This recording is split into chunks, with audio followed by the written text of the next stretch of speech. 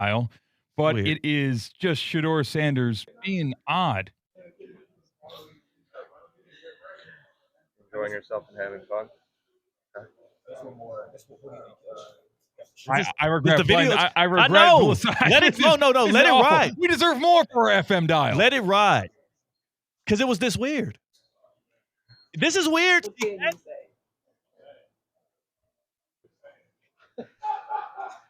How much is Joe? Yeah, He cut it. See, Cat couldn't even take the I awkwardness couldn't handle it. I'm sorry. from the cat cave. He couldn't even take it from there. And I know it was weird for you at home, or if you're listening to us on a radio dial, if you're streaming us, if you're watching us on YouTube at ESPN West Palm, which is the preferred method in which we would like you to watch, because then we can see you, you can see back, you can comment in the chat. It's a lot of fun.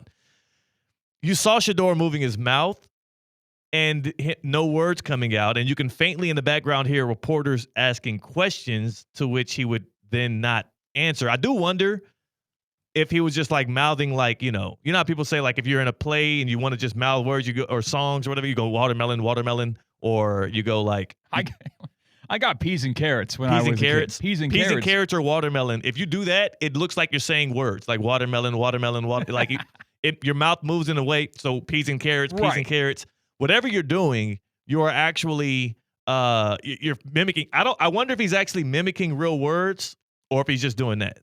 Yeah, or like, I can't say anything, I'm a mime. I can't say anything, I'm a mime. Like, right. I don't really, because if they were in France, gosh, right, they have the weird. London game this week. It's Vikings Browns overseas. But if they were in France, hey, mimes are French, aren't they? Yeah. That would make sense. Maybe he thinks mimes are from London. I don't know. Oh, maybe he's the Buckingham Palace guys.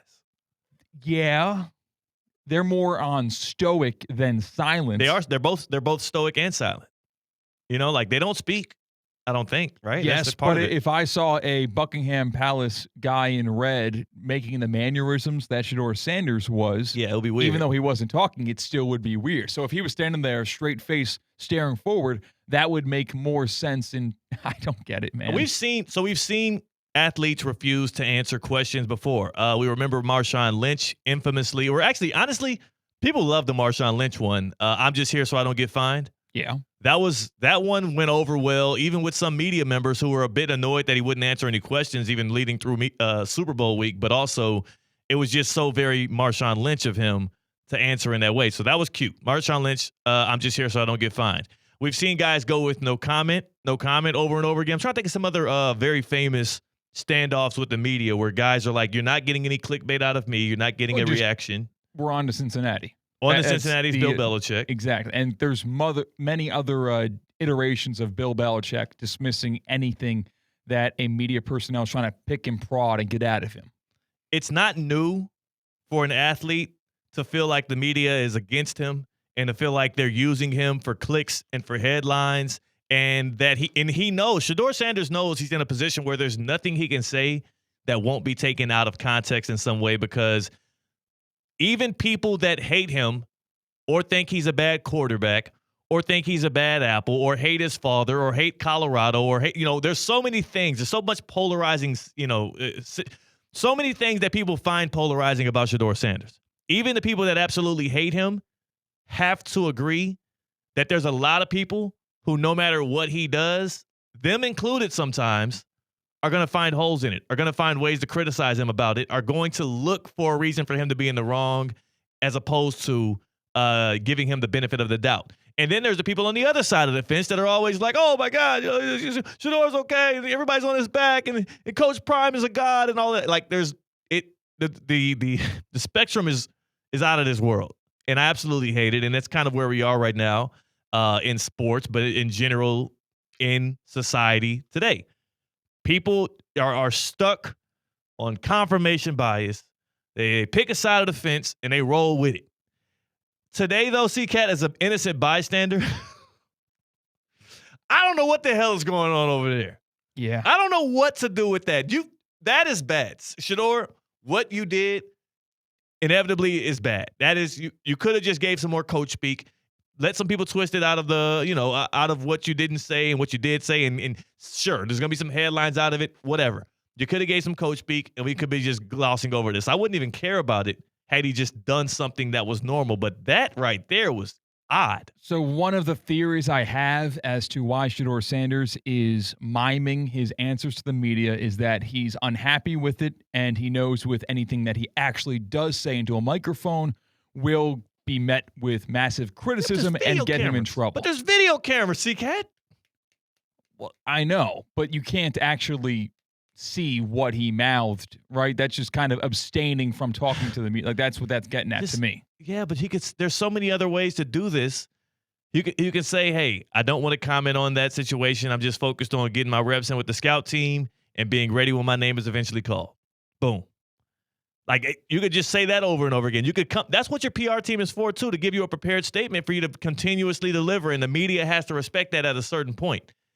The issue I have is that if you are Shedeur Sanders and you have already, you have this spotlight on you, you know that doing this is going to get amplified and magnified and talked about even more than if you were dismissive to the media and did not give them the answers they were hoping for.